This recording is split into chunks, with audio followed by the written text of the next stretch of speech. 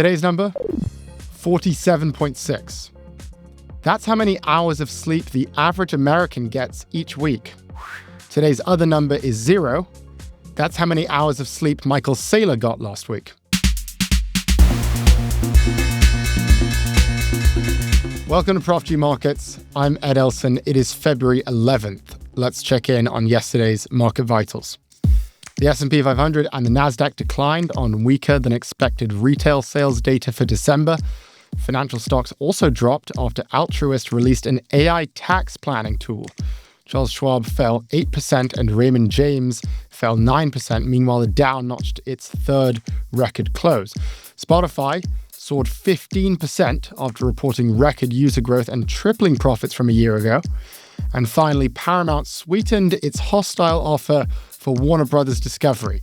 It offered to pay the $2.8 billion termination fee that WBD will owe Netflix if the deal falls apart. WBD stock rose more than 2% on that news. Okay, what else is happening?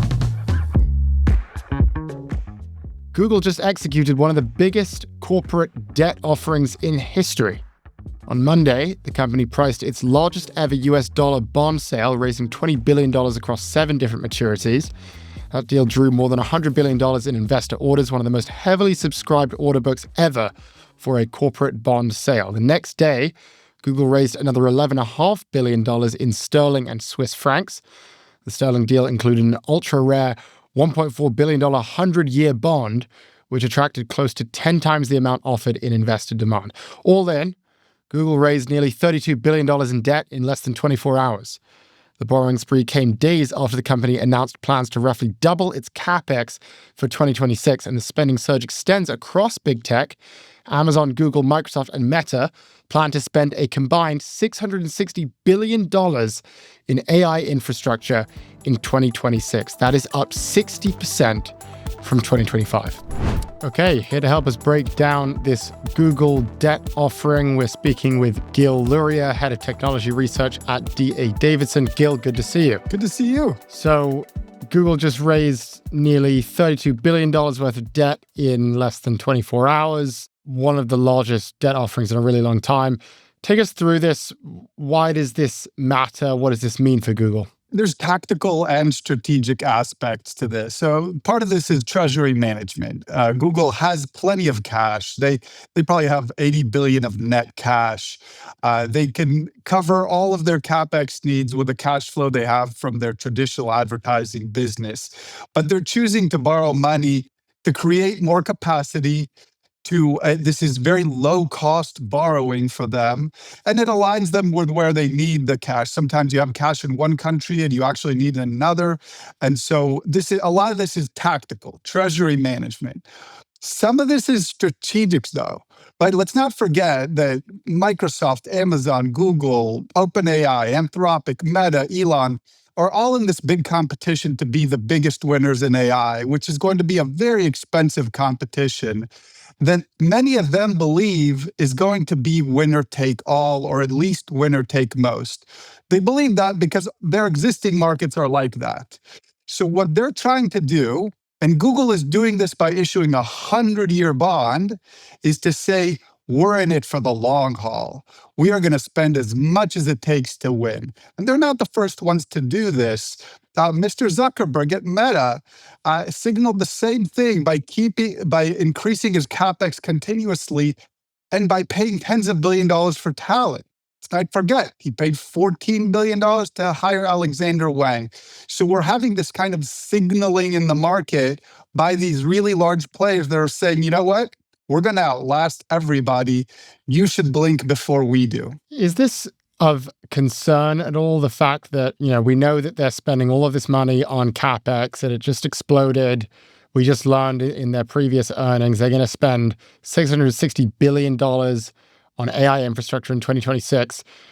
Something we've been saying a long time is, that's a lot of money, but this is money that they have. Now we're seeing these gigantic debt offerings, which is basically them saying, no, now we need to borrow money to do this. Is that a concern, or is this kosher? I would say that it's a concern for whoever loses. Right? Hmm. Whoever wins, all this capex will have been a great investment. If there's any losers in that group that I mentioned, they're going to be stuck with a lot of infrastructure that they're going to have to sell at a discount. So that's the concern. But in terms of borrowing, especially if we're talking about Microsoft, Amazon, Google, and to the extent Apple ever gets into the game, they have so much cash flow, so much cash on hand that them borrowing is more a flex than anything else, right? The banks always prefer lending money to companies that don't need to borrow. And this is a great example of that. Google doesn't need to borrow, which is why it's so easy for them to borrow a lot at a very inexpensive price. And again, signal to the market that they have a lot more capacity than just their cash flow, which, by the way, is huge anyway. The market's reaction was, tepid. Stock was down a little bit after the debt offering. Very different from what we saw last week when Oracle made the same move and you saw just a giant crash in the stock, down around 9%. Is that markets telling us we think Google does have the capacity to borrow right now and we don't think Oracle does? Yeah, Google has the cash and the cash flow to support paying back that interest for a very long time. By the way, Google has been down the last couple of days. There's starting to be a reversion to the mean, right? Google's multiple is now in the 30s, Microsoft and Nvidia in the low 20s, in spite of the fact that the growth rates are similar. And I would argue Microsoft and Nvidia is just as well positioned in the AI race. So we're starting to see a reversion to the mean. Oracle is very different. Oracle really painted themselves into a corner. They committed to an infrastructure build out that required them to raise a lot of capital in order to execute. They don't have excess cash flow. They're really stretched right now. But the good news is it looks like they will be successful in the raise, which means they'll be able to deliver. And if OpenAI can raise their own $100 billion by the end of the quarter, which is the most important thing in AI right now, OpenAI will be able to pay for that Oracle capacity. And we can all breathe a sigh of relief for Oracle, which, again, really was in a little bit of a bind. Yeah, we should mention, I found this fascinating. You guys over at DA Davidson, you upgraded Oracle to a buy, which is interesting because you're one of the people who's been kind of sounding the alarm on the position that Oracle has found themselves in over the past few months. Take us through the upgrade on the stock. Why have you regraded to buy? Yeah, so we sounded the alarm when the stock was $345, trading 45 times earnings, and OpenAI looked to be losing momentum. What's happened since then is, first of all, Oracle stock went down to 143, 18 times earnings. And then OpenAI, very importantly, a few things happened there. One is OpenAI started to focus. Instead of being spread too thin, making promises they can't keep, and trying a lot of different things, they're refocused on their frontier model and on ChatGPT, which you can tell by the fact they're starting to advertise. Second thing that happened is because Google made such a splash with Gemini and just reported really good earnings this week, that really scared Microsoft, Amazon, and Nvidia, which means they're very likely now to give OpenAI that $100 billion. And then finally, OpenAI is probably pretty close to introducing another model that'll be another leap forward, should become the state of the art again. So if OpenAI has a state of the art model, is focused on the business, and can raise the capital, then it will be able to pay all those bills that we were worried about. So that's what's changed. Oracle's stock price went down a lot. People were expecting OpenAI to not be able to deliver.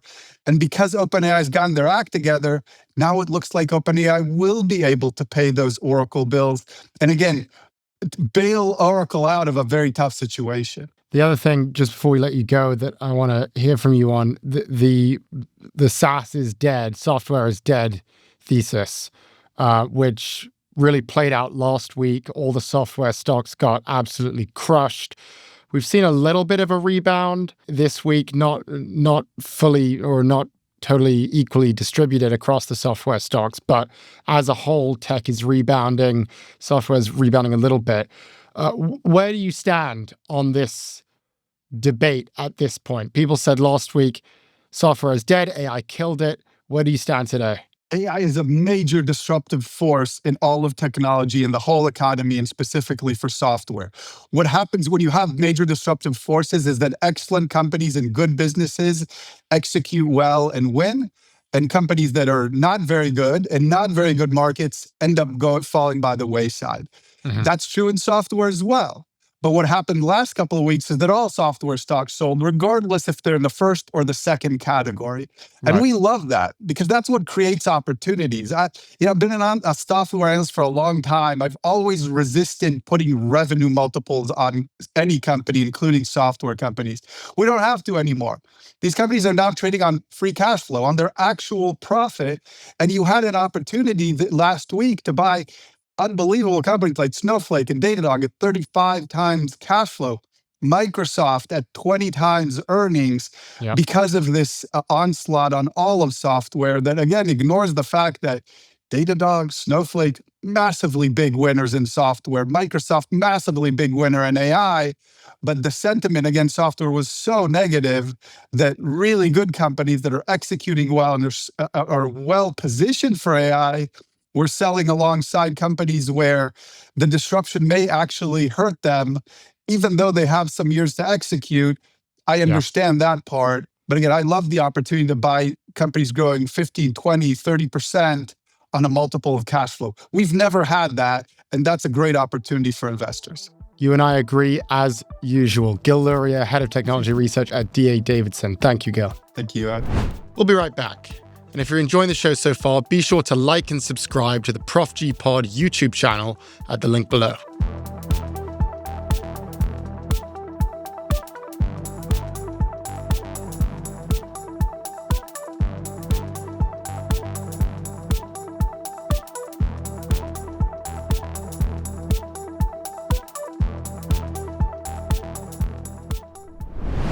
We're back with Prof G Markets.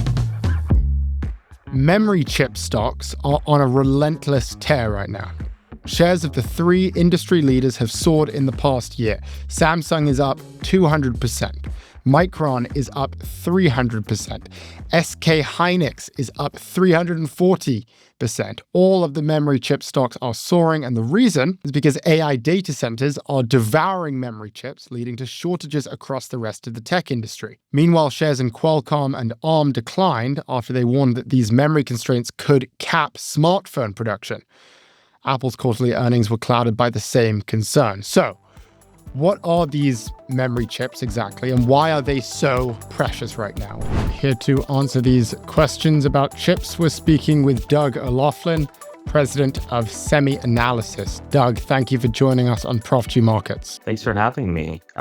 More than happy to answer whatever questions you guys have. We have plenty. So, chip stocks are soaring this year, memory chip stocks, that is. Can we just start with the basics here? Like, what do memory chips actually do? So, like the word implies, memory often stores something for recalling later, kind of like how our memory works. Now, there's two key styles of memory, which is DRAM, which is non-persistent, meaning it works while it's plugged in, and there's something called NAND, or actually there's also hard drives as well, but for most people really care about DRAM and NAND. Now, NAND is non-persistent, meaning that you can unplug it and it will still hold your information. So whenever you turn off your computer, all your files are still there. That's on NAND. But when you turn on your computer, most of the time it's using faster memory, which is called DRAM. So those are the big categories of memory. And there's actually kind of this newer category called HBM, called high bandwidth memory.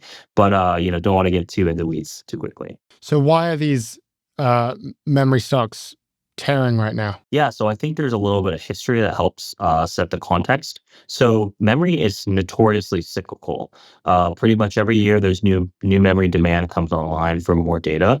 But when new memory supply comes online, often it comes on in chunks of 40 to 50%. So what happens is, supply overshoots demand, boom, price goes down. Demand overshoots supply, boom, price goes up.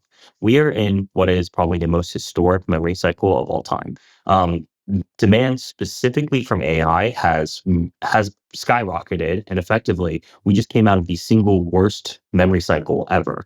And when you have a bad memory cycle, pretty much your desire to spend on new capital equipment or new fab like clean room space is very low. And so pretty much no one wanted to spend because they're burning all this money. And then boom, a giant demand vector hit the industry. And so now everyone's kind of racing to invest in supply, but there's literally no supply for the next 2 years. And so you have that perfect supply demand mismatch. And that's the reason why memory prices have gone up 100%. And it's going to hurt most basic consumer products like your phone, for example. The price in your phone of the DRAM, even the NAND, the DRAM specifically is going to go up like 100%. And so that's kind of this crazy dynamic that's happening because of AI. AI is just demanding so much memory that it's kind of completely throwing the supply demand imbalance off. In an interesting way, it seems to mirror what we've been seeing with energy prices, where you have this massive AI build out, all of these data centers that consume huge amounts of energy. And one of the side effects of that is that energy costs go up. What you're saying is these data centers also consume huge amounts of memory chips. We don't have enough memory chips. And therefore, that might also increase the price of consumer goods. Is that right? Yeah, for sure. It will definitely increase the price of consumer goods.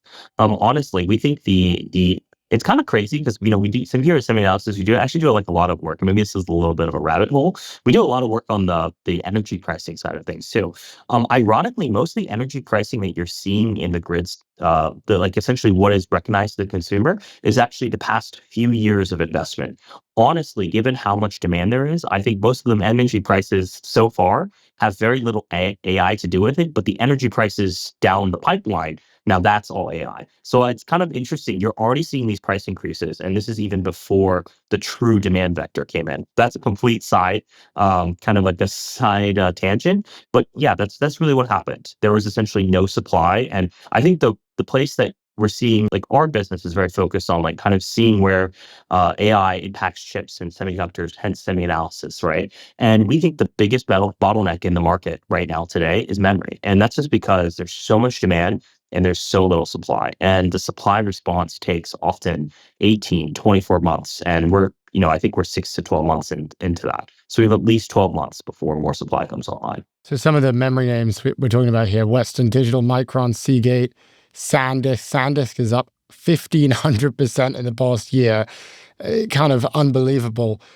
Do you expect that this is going to continue over the next 12 months? It sounds like you think that the chips themselves will keep going up in price. Would you expect that the demand for the stocks that make the chips will also continue to go up? Well, this is where memory stocks are kind of like a whole like 4D chess altogether. Because what happens is stocks are very, very forward looking, right? And the thing that really matters is right now, every day, the stocks have been ripping on the fact that spot or contract price effectively has been going up.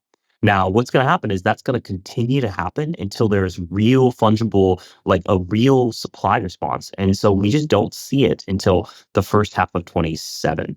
We think that memory prices will continue to go up quite meaningfully into the rest of this year. And then in the first half of 27, we expect a meaningful amount of supply to come online. And we just don't think that cross is going to happen. Historically, what happens is when the first supply starts to come online, the stocks tank. There's no other way to put it, right?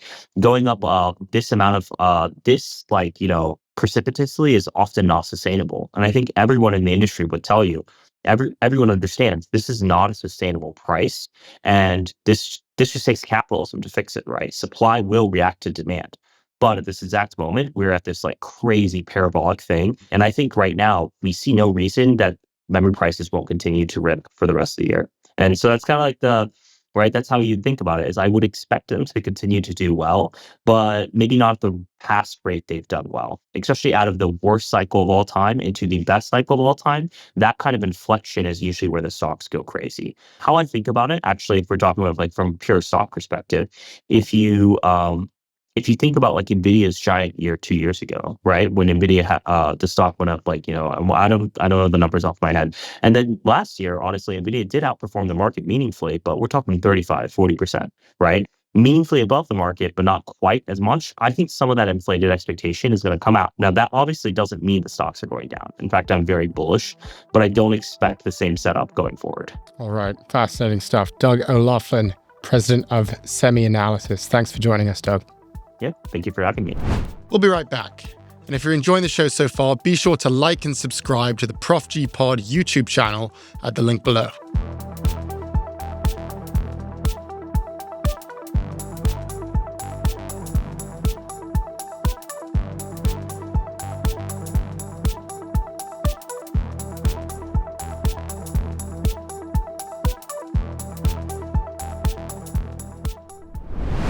We're back with Prof G Markets.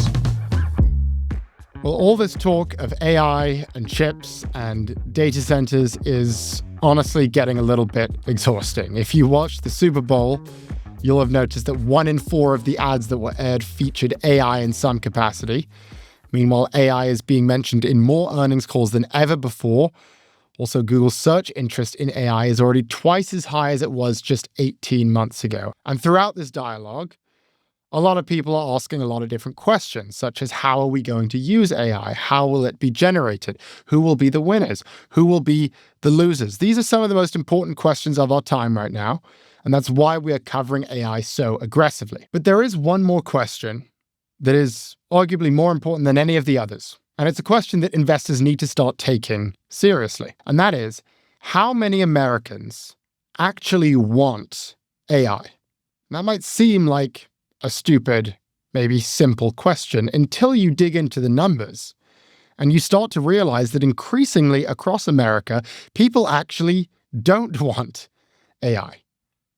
More than 80% of Americans say today that they are concerned about AI. More than 75% say that it could pose a threat to humanity.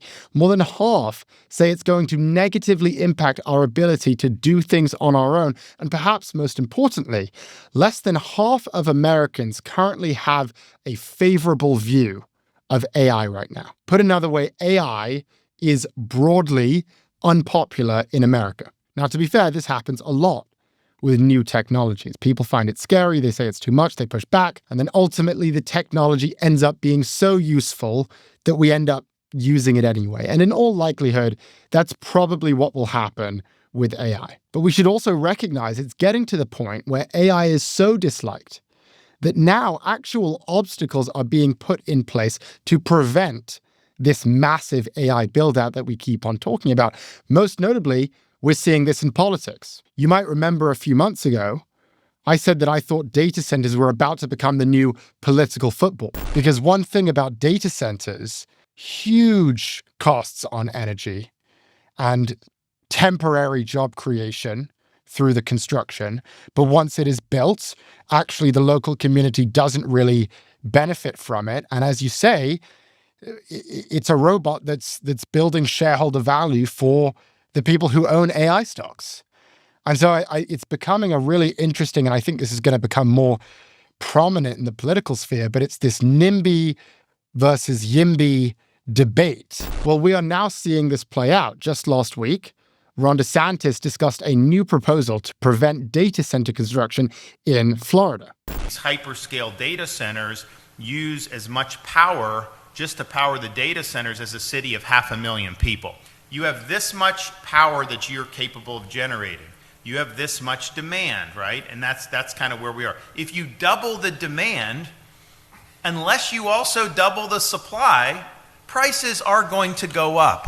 Now, DeSantis' argument is that data centers, while they might seem good for a local economy, they're actually quite bad for a local economy. Why? Because they don't really employ people.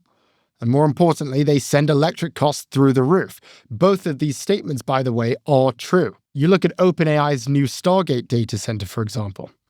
That's going to employ about 100 people.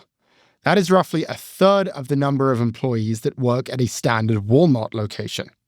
Meanwhile, electric bills are indeed going up. In areas where data centers have been built, the price of electricity has risen roughly 250% over the past 5 years. And this is why these anti-data center movements are now piling up around the country. In Michigan, protesters have filed several lawsuits against one of those Stargate data centers. Over in Arizona, the town of Marana has elected to block a data center as well. In Virginia, more than 50 data center regulation bills have been proposed this year. And in Georgia, Lawmakers have suggested simply banning data centers across the entire state. All around America, people are slowly but surely deciding that they actually don't like AI.